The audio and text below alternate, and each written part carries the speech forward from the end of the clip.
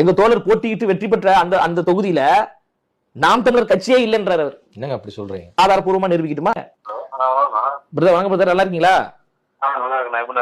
நல்லா இருக்கு நல்லா இருக்கேன். ஒரு இன்டர்வியூல இருக்க ஒரு யூடியூப் சேனல்ல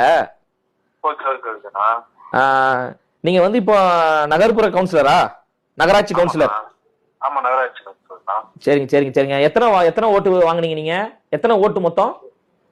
மொத்தம் 1300 சில்லறனா, 860 ஓட்டு. 860 ஓட்டு வாங்கி வெற்றி பெற்றீங்களா? ஆமா ஆமா ஆமா ஆமா. நம்ம மக்கள் இயக்கம் மூலமா நின்னீங்க? மக்கள் இயக்கம், ஆமா, மக்கள் இயக்கமா இருக்கு சொல்லி நம்ம நின்னோம். சரி சரி. 2 நகர்ப்புற உள்ளாட்சி அங்க திமுக போட்டிட்டாங்களா? திமுக அதிமுக எல்லாம் போட்டிட்டாங்களா?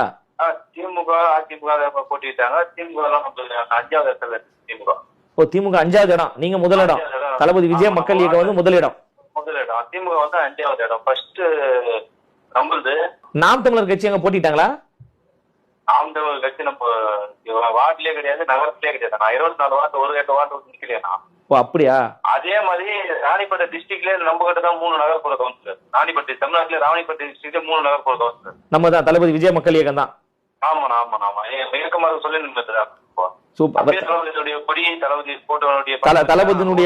தளபதியினுடைய கொடி, தளபதியினுடைய புகைப்படம், தளபதி செய்த நலத்திட்ட உதவிகளை சொல்லி தானே நீங்க வாக்கு கேட்டீங்க?